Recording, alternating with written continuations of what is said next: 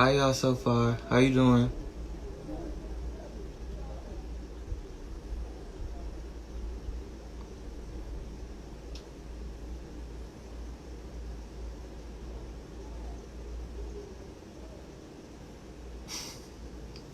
Thank you, Deshaun.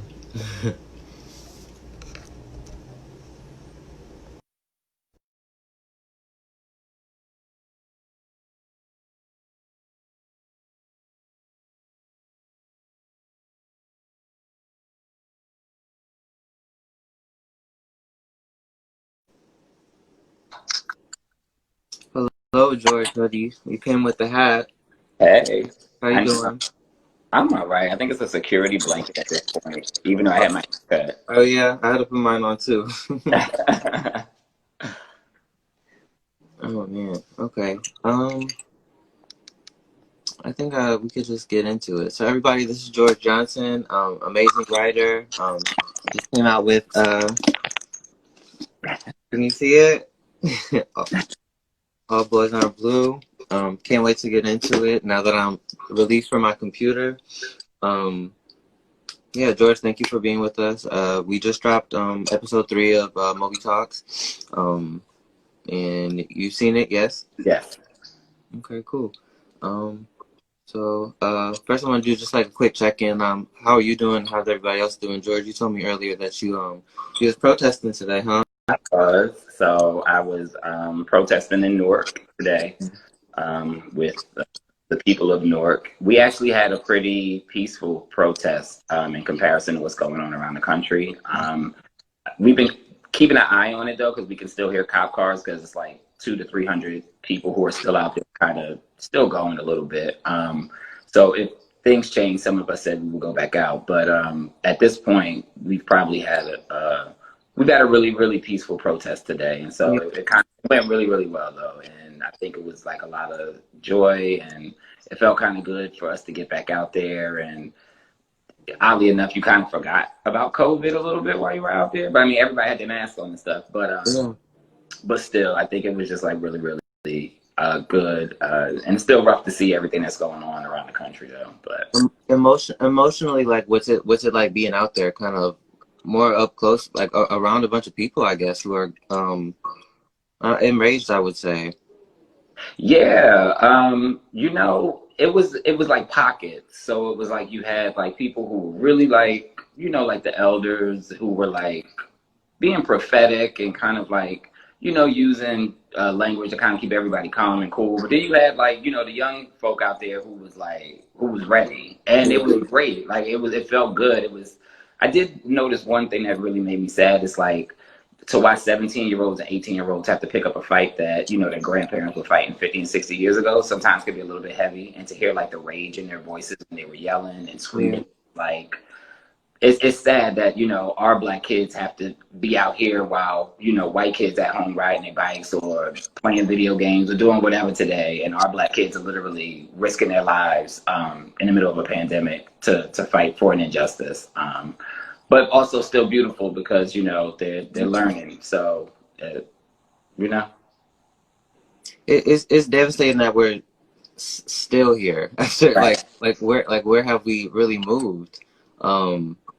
I think it looks prettier sometimes. It looks like a more modern version of kind of like the same shit. Right. It is unfortunate. It's heartbreaking. It's awesome that you went out. Thank you for doing that. That's really amazing. Thank you. So yeah, I watched the video today. I had a long day, and so I was like, all right, let me get myself. I came in early enough to make sure I can get myself together to watch the video. Of course, I love all of the videos because I watched all 3 of them. But this one, dealt specifically with identity, and I found it interesting because of how many different ways it came from. I guess I wasn't expecting it to come from so many different angles that, like, of course I've thought of, but like not seen it like talked about in that way. So, why was it important, like, that y'all dedicated in a whole episode to identity? Um, I think that there's so many of us within this community, or who want to be in community with each other and who want to go to the same events and share space with one another.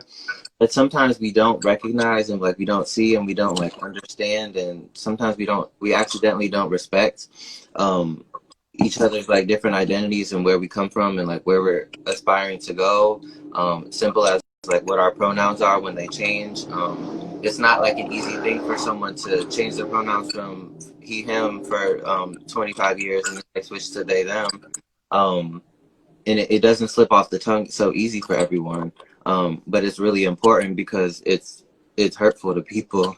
And it's also like very much dangerous, the way some of us present, the way some of us identify and show up in the world, and the way we leave our house and the way we walk down the street is also different. And I think in order to be able to protect each other and respect each other and accept each other, we kind of have to like listen and pay attention and be educated and be quiet sometimes. I'm like, oh, okay, this is like what you this is how you want me to love you, or this is what it looks like to protect you.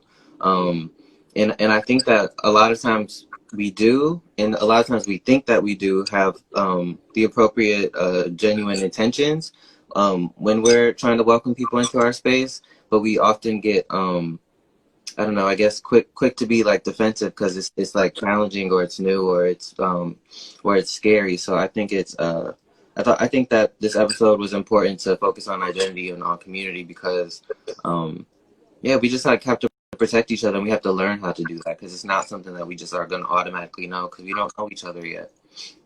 Yeah, I think what I really appreciated most was how, like, you know, the acronym LGBTQIAP plus, like it is something that someone else put together. Like, it is a construct outside of hetero norms that was not necessarily put together by us. And so it was like, well, because you all are different, we are all going to place you into this thing. And so what I liked about the video was that it kind of addressed the fact that, like, yeah, we're all in this acronym, but like many times we're not around each other, or we're not involved with each other, right? And it's like you have issues of where cis gay men are very harmful to trans people, and you have issues where, you know, bisexuals just totally get erased from the whole acronym because, you know, it's like a woman can be bisexual, but we know someone who is a man presenting can't be bisexual. And so like I really appreciated how the video kind of delved into, like, you know, it's very easy to slap that acronym on things, but much harder for us in practice to actually live that acronym because all of us don't identify as each letter in the acronym. And so it's like, you know, putting, I don't know, it's like mixing anything together. It's like, you know, one wrong ingredient and the cake doesn't rise. And so it's like, for all these years, we've been trying to figure out each other. In a sense. And so I really appreciated that in the video. And then I also really appreciated the talk about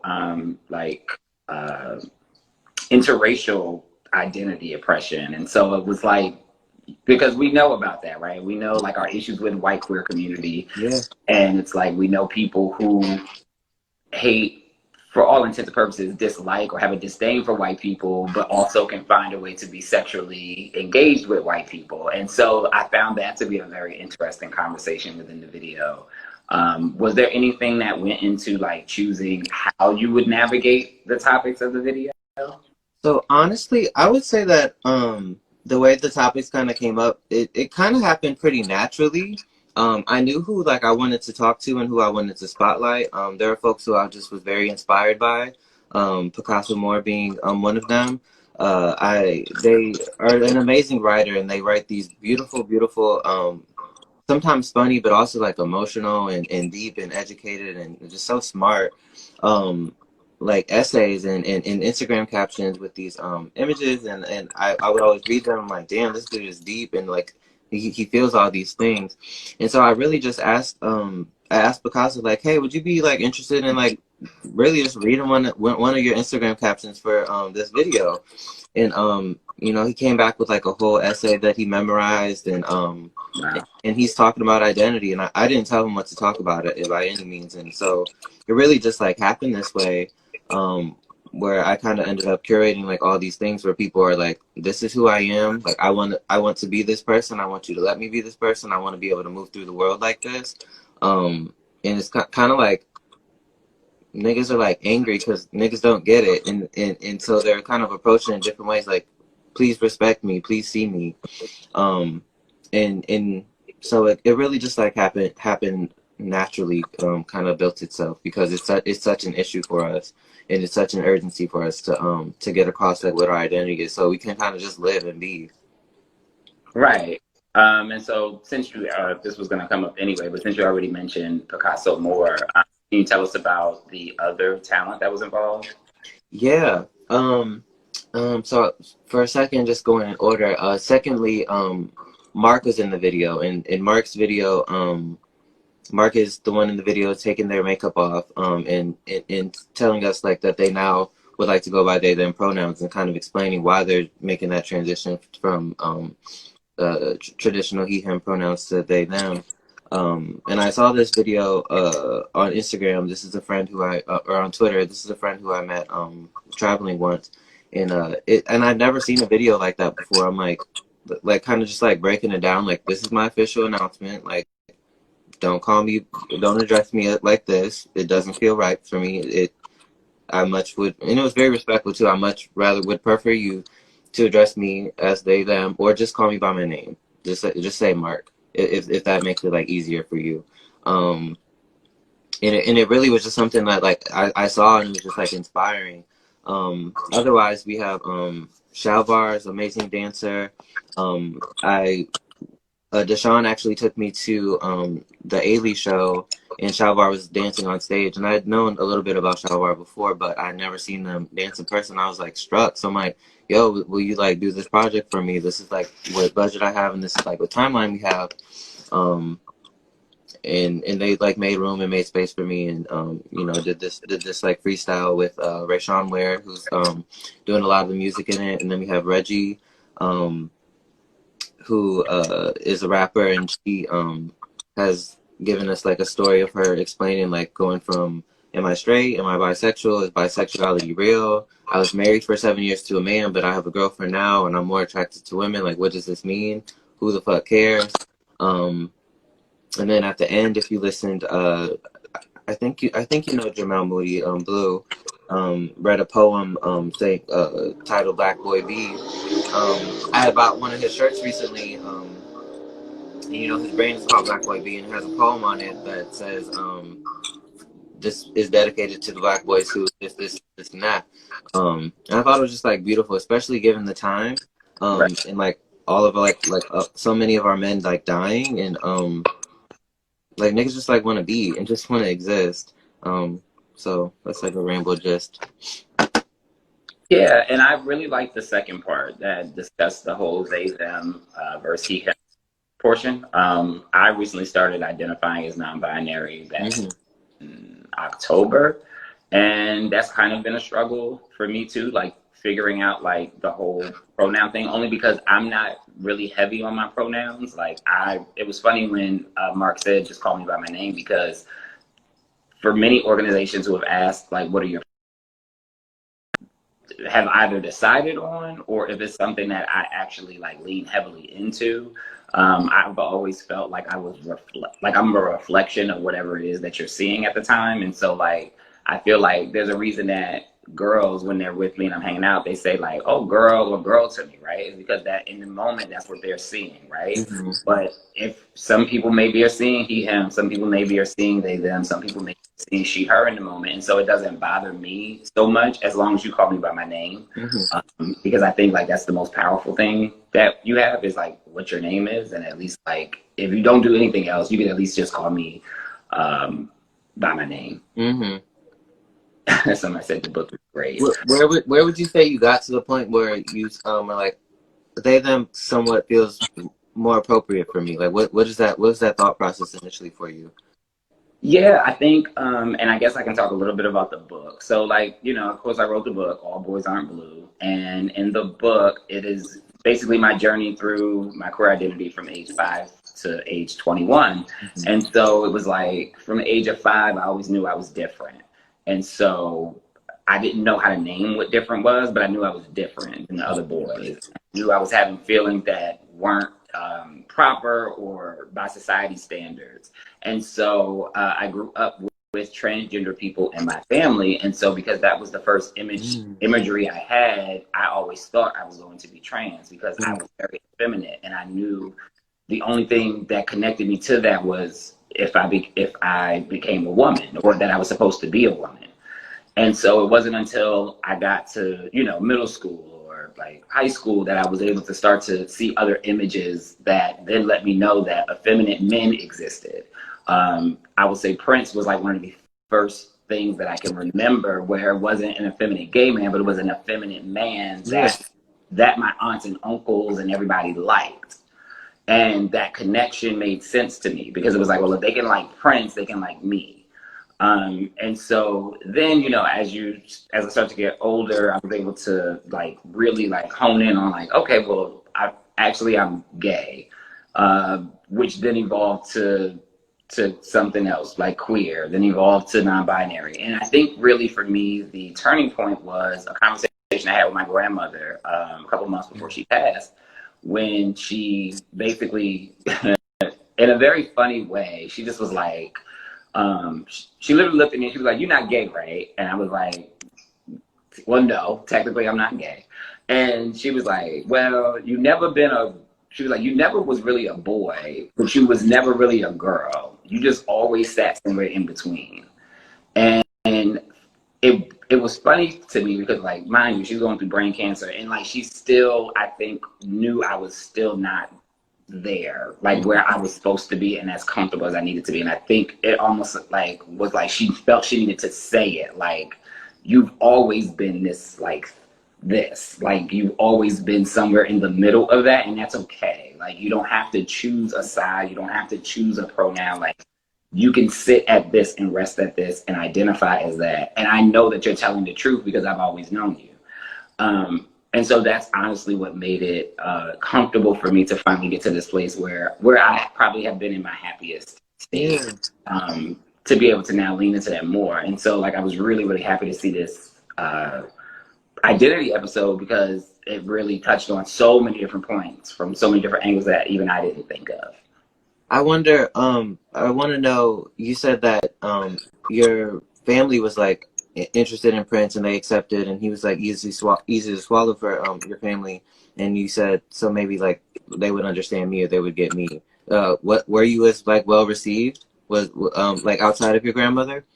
Yeah, and so that's the interesting thing. Like with my family and my identity, like it was always known, just not talked about. So it was like, well, we know, but we just gonna we'll wait, and they called me by my middle name, Matthew. So they were like, we'll wait till Matt says what Matt is, and then that's how we'll roll. But outside of that, we're just gonna protect them, and we're gonna move like that. And so, yeah, it was interesting because I grew up in a family where I always had love, but we just didn't have communication. Yeah. And so it was like, even though I knew I was loved, I still didn't have the space to say what it was that I was to them. Even though I didn't, like, there wasn't a feeling that I was ever going to be rejected, but there just wasn't a space to have communication because it was just something we didn't talk about. It just kind of existed and we all knew it was there. We just kind of walked around it until I was ready to walk into it and then bring everybody else into it. I think one disconnect where we don't understand the folks in our community so much, and where it is so urgent for us to push our identity on folks and to let them know like what it is because we kind of suppress it for so long. We don't really have room or space or energy or time or support always to figure out like what that identity is until we're like in our 20s. And so now we're so like busy trying to figure out our own. It's kind of hard to remember and acknowledge like all these other ones, and it just becomes urgent for all of us. And sometimes I think that's where there is like a disconnect internally within like our community, as far as like accepting each other and like understanding each other and like putting forth that effort. Right, because see, and I find it interesting, especially in terms of identity, because it's like when I walk into a room, I am a cis gay male. Because that's what you see. All you see is this. You see, again, a hat, you know, a chest or whatever. And it's like, Oh, okay, that's a cis. Okay, one of one of the girls is here, or cis gay, or you're a little femme, so maybe a little femme gay or whatever. You call me a blouse, you call me whatever, like whatever term, a butch queen, Yeah. But what I find interesting is that once you then start to, let's say, talk to someone or date someone and start to tell them who you are, you then go through a cycle of educating, because there are more cis gay people in our community than anything. Mm-hmm. And so they often meet you thinking you are also cis and gay, and then you're also trying to educate your partners, and you're whether you're just even simply having sex with them, right? Or like trying to befriend them. Like you're educating your friends, because your friends don't fully understand who it is that you are or what you are. And I really find it funny, because like if you enter a relationship with someone who is like a cis gay, but they have entered a relationship with somebody who identifies as non-binary or something, then that does change what they actually are, in a sense, and who they actually date. You see what I'm saying? And so like there's just so much like learning that has to go like both ways, and so much educating that people who exist outside of just being cis and gay have to do when it starts to get deeper into identity, whether it's femme, whether it's trans, whether it's non-binary, whether it's gender non-conforming. And so like, again, the burden often falls on the people who tend to be most oppressed, even within our community. And so I think I think episodes like this are important, because it'll be nice to educate those who have a little bit more privilege than people like myself and others, to be able to speak on behalf of us, in a sense. It's interesting too, because everybody is not like, everyone's not trained to be a teacher, and everyone don't got energy to be teaching everybody stuff all the time. And it takes like it takes, even for me, like within identity, beyond identity, like just trying to teach people things like in everyday life, as far as how to interact with me, be exhausting as hell. I'll be trying to stay cooped in my room and mind my business and let people do what they need to do, because that teaching shit, it takes courage, it takes energy, and it takes a lot of effort. So I definitely applaud those who are interested in educating people, and who do take the time, because it is important, because like otherwise we kind of don't know. And I'm not gonna lie, even with the book came out, and I was like, okay, my biggest concern was everybody was gonna know my business. So that was my biggest concern at first. But then I didn't realize the other concern should have been all of the thousands at this point of messages I was going to receive from people who felt that this was the first time they had ever been seen before. Yeah. And I was not ready for that.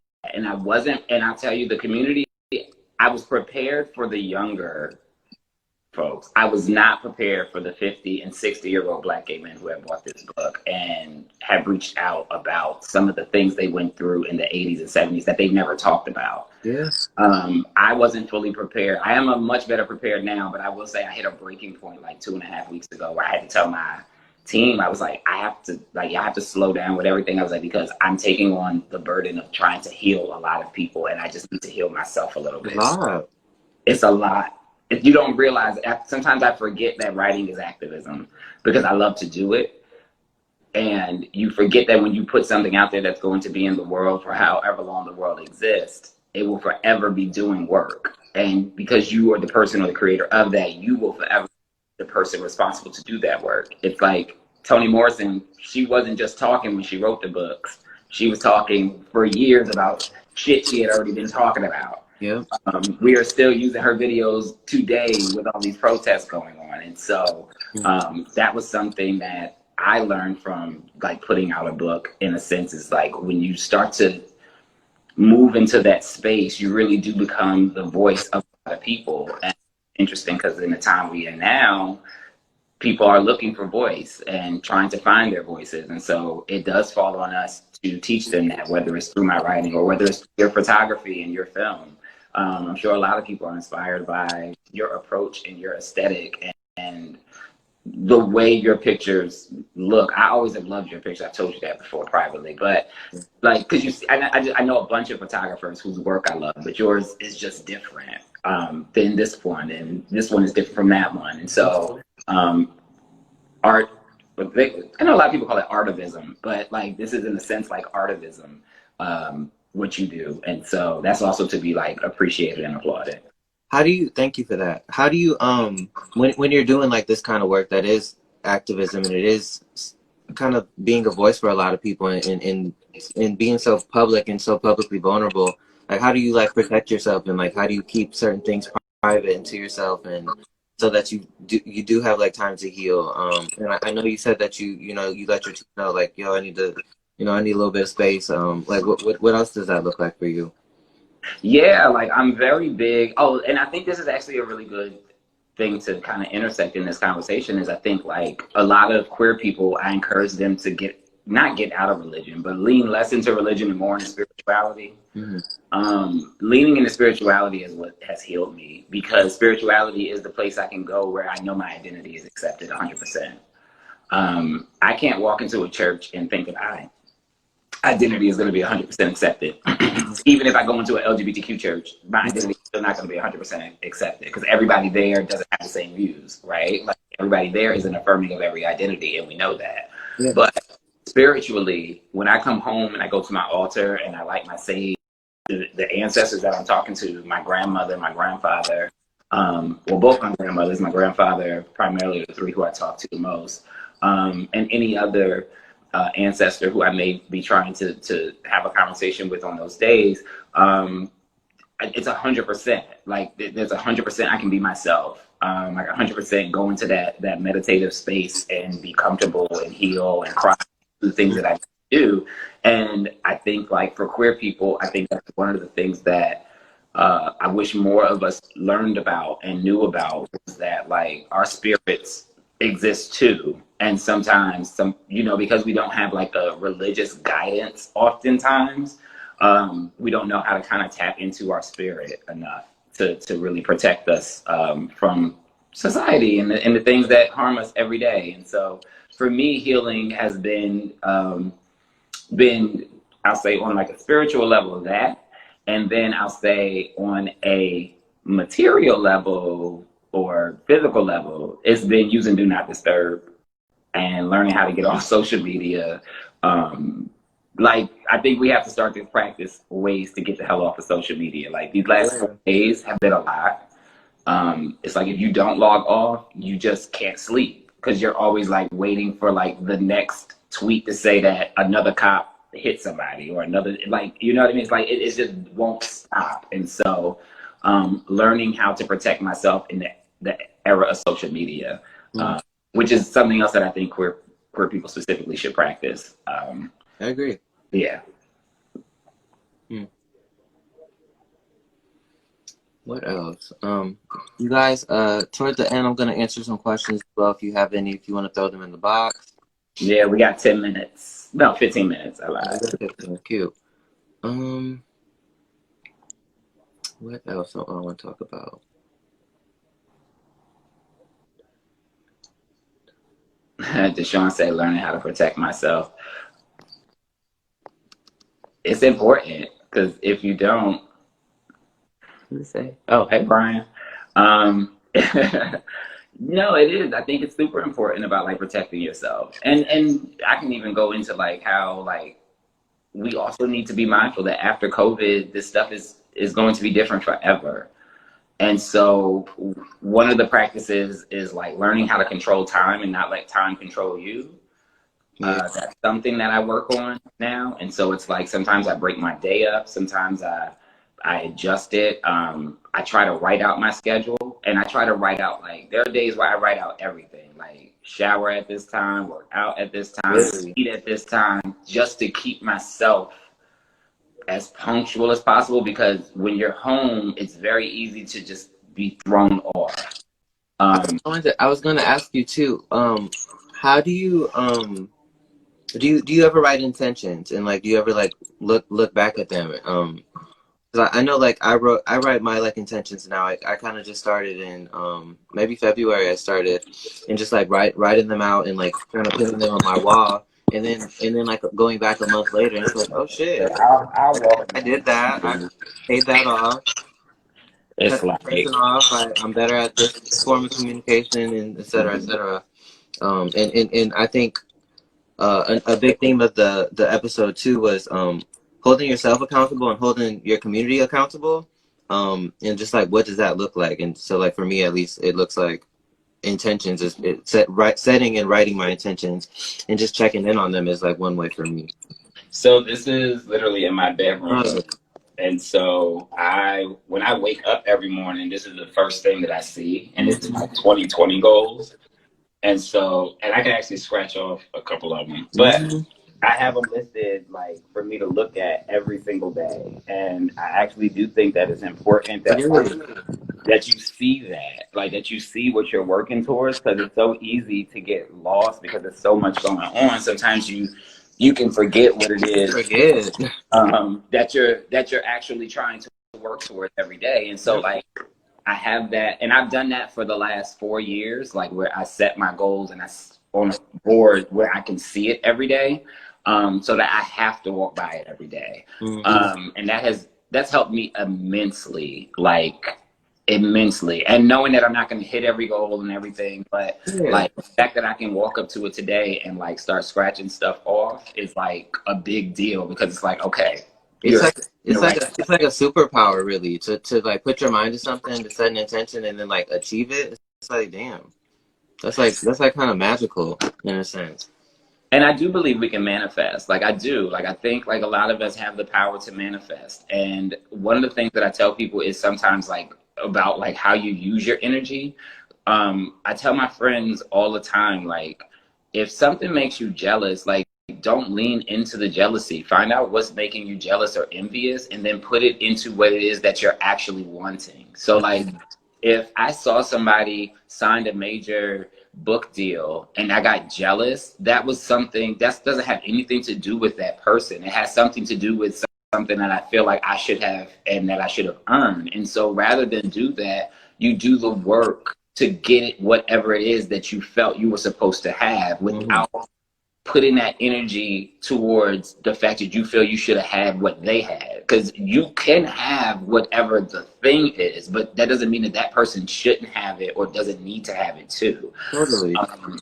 And so that's how I do a lot of the things that I do. And that's why like I have a lot of success in many ways, is because like I don't let negative energy fester. I have a lot of announcements. Had this IG been in 2 weeks, it would have been a whole bunch of but I have a lot of announcements coming. But I've been working very, very hard since we've been on lockdown, and I will have like a whole slew of things coming, because I've just had time to kind of be with myself, and I'm an introvert, so I like the spaces. And so, so yeah, I see a question at the bottom. What's sweet?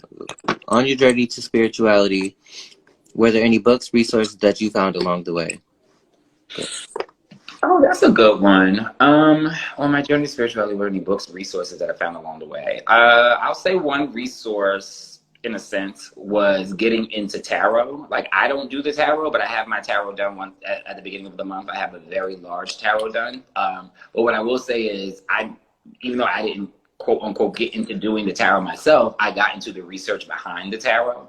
And so like researching tarot and finding like a really, really good reader has definitely helped give me a lot of guidance. When I get my reading done, I take a lot of notes. It makes me think through some of the projects and some of the things. It kind of helps me to decide certain things, because what I will say is, like, when you lean into your spirituality, like, you gotta go with it. So like if the cards are coming up, then you have to believe it to manifest it when you're doing your staging and when you're doing your other things. I mean, I say staging, but the real term for that is smudging. And so that's just something that you easily Google, is smudging. I forgot which type of crystal I have, but I have a crystal that I sit out when it's a full moon to charge, and I keep that at my altar as well. So like, I definitely try and research from like all different types of angles. And I think that's the dope thing about being queer, in a sense, is like I get to create my spirituality. And I don't have to like be like, okay, I'm gonna 100% practice Yoruba, even though I've read a lot of Yoruba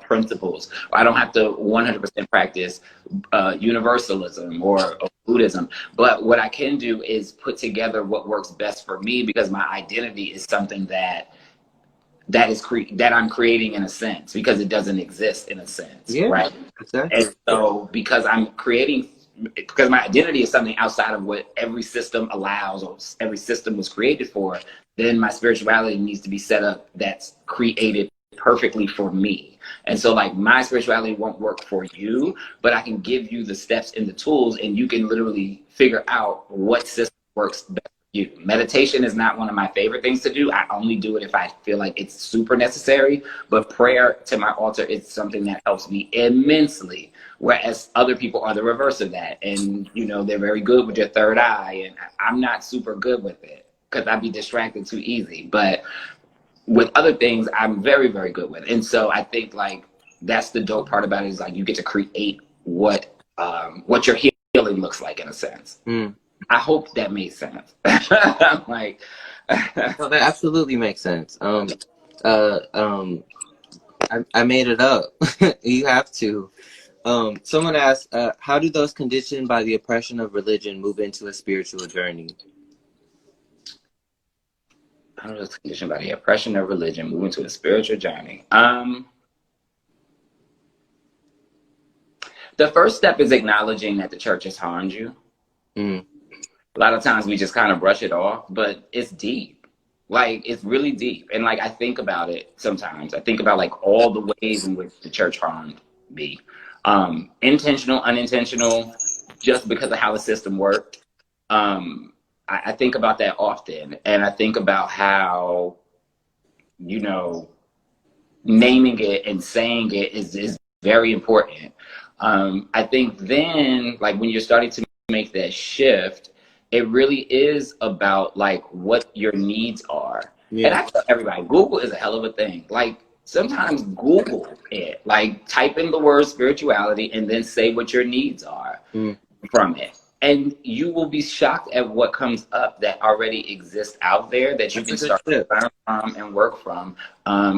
The other thing I would say is to lean and listen to your ancestors. Like, your ancestors practiced things outside of Christianity before we got here. So it's very important to just start to do that research on like, well, what were our practices before we, you know, pre-colonialism, like pre us getting off the boats and getting here, like what were we practicing already? And like trying to tap into like some of those ideologies. I think that would be the best advice I would give. Okay. Deshaun asks, can you talk about what made you want to include the poem? I think he's talking about Jamel's poem. And I kind of touched on this, but Jamel is a dear friend of mine, and I saw him. He had reposted some shirts that he had left in stock, and I wanted to buy them, so I bought them. God bless, he shipped them in a very timely manner. I got them in a couple of days. You know, it doesn't always happen. And I'm looking at the shirt and I'm like reading it, and I'm like, this is like beautiful, and this is like it. This is while I'm in the midst of editing. And then this is while all this is happening in the world too, and like, you know, more of us are passing, or people are calling the cops on us for walking in the park or running and you know, things like that. It's like I like, can we just be? Can niggas just be? Can black boys just be? Can we just be niggas who want to walk in parks? Can we just be emotional? Can we just be black?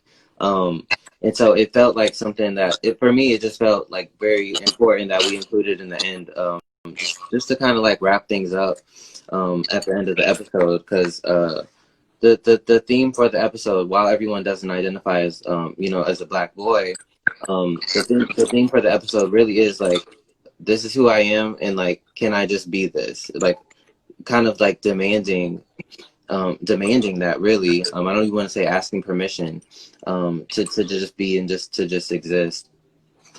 What else is in here? What should we read right now as queer black people? My book. Right. The George edition. Right. What should we read? My book. All boys aren't blue, but we should be reading. Can you give us some like a, not a spoiler, but just give us something. What, like, sell the book real quick. Sell it. I mean, not a spoiler. I mean, the book talks about everything. Hey, boo. The book talks about Look, all right. So I guess like the parts that make me cringe are talking about the first time I topped and talking about the first time I bottomed. The first time you what? Bottom. Mm-hmm. So that is in the book. And it makes me cringe only because it's like that's my business. Yeah. But I felt it was very important to put it out there because there's a lot of young people who just don't know. We didn't get the tools and everything. So I feel like the book, as much as it's like great storytelling about like this Black family that like was really, really amazing and had like all of these amazing stories around me and my identity, I think it's also a resource guide around racism and anti-Blackness. Yeah.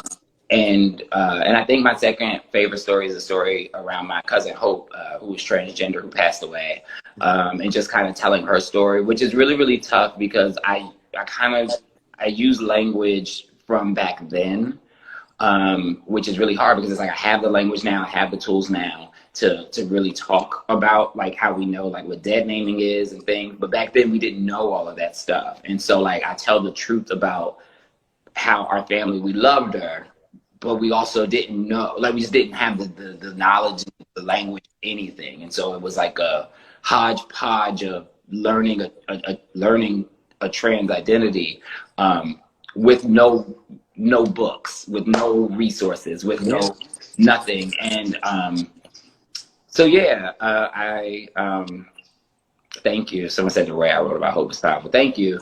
Thanks, girl. That was tough. But yes. So I would say that. Then I would always suggest Darnell Moore's No Ash in the Fire, which just celebrated its second anniversary, I think. I would say Michael Arceneaux's I Can't Date Jesus was also a really good read for me. Michael also has another book out, I Don't Want to Die Poor. So those are other like queer authors that you could get into that really tell our story very well. Someone says, what is more important, speaking your truth or keeping quiet for your brand? How do you compartmentalize? I would say definitely speaking your truth. As far as compartmentalizing or doing anything for the brand, I kind of just try to live my life and try to give myself like a life that I want. Like this is something I say a lot and try to remind myself. I used to work in like spaces that didn't make me feel safe or made me feel like I had to be quiet, and it's just and while these are still things like I'm working on, like if I have an emotion or if I want to talk about injustice of Black people, or if I want to talk about like working for a white client who's not respecting other Black people or who's not respecting me, I want to do that, or I want to remove myself. The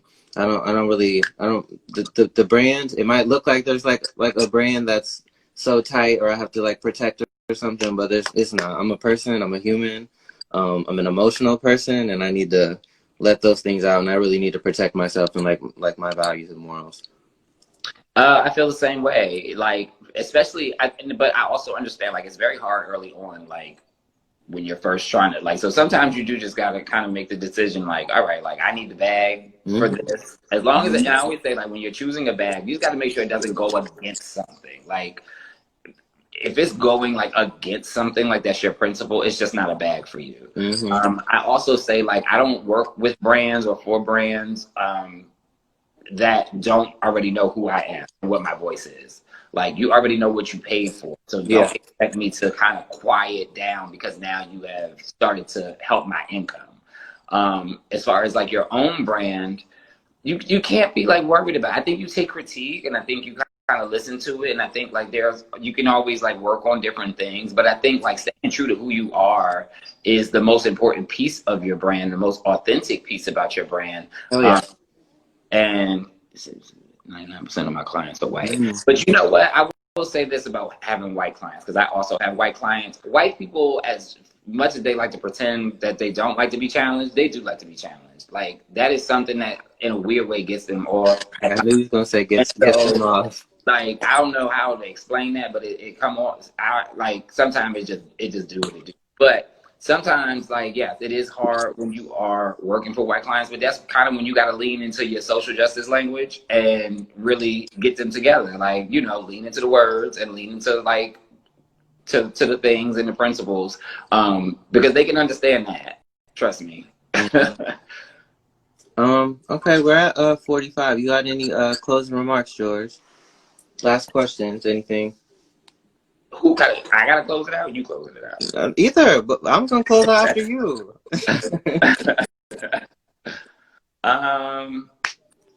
Thank y'all for having me. This was great. I'm glad. It seemed like a lot of people enjoyed and asked a lot of questions and everything. Closing remarks. I guess I would say like things are hard right now. You know, the country is really, really struggling. But what I will say, the beautiful thing is that you are seeing a bunch of Black people, particularly Black LGBTQ people, start to get galvanized around social justice. I'm seeing people who I never thought would read my book, buy the book. I'm seeing people who I never thought would tweet about a police brutality or show up to a protest or donate to a bail fund, do it because some of us are doing it. And some of them are starting to feel prouder about the fact that they're learning how to take care of our own community outside of what the government is doing. And so not to lean hard into the fact like we gonna make it because like we always have to make it, because it shouldn't always be like this. But we do come from the best ancestors, and like people are really, really jealous about the fact that we have ancestors because everybody can't say that. And so it's during these times that we have to lean heavily into our ancestors, because white people don't have them. They have forefathers. And so we get to lean into our ancestors that'll get us through this, because they've always had the first to get us through this. And so lean heavily into that and know that we're going to come out on the other side much stronger and much greater. I love that. I see one thing. I see Chloe says, I wish all white people would have to get more comfortable with checking people and really like standing our ground in that. Because niggas are not going to be comfortable being checked all the time. Most times they're not going to be. And this is like something I'm like struggling in my life, like learning how to, you know, I don't know, use my voice and check people who need to be checked. And I think we'll see some different results if we become more comfortable checking people. White people, friends, everything. Yeah, thank y'all. Everyone, please watch the episode on YouTube if you ain't seen it yet. Or you could go on our website, mobi-nyc.com/talk. All 3 episodes are up now. Please, you know, share feedback, share the video, show love. Appreciate y'all. Thank you for your questions. God bless. And thank you, George. Congratulations on the book, and congratulations on your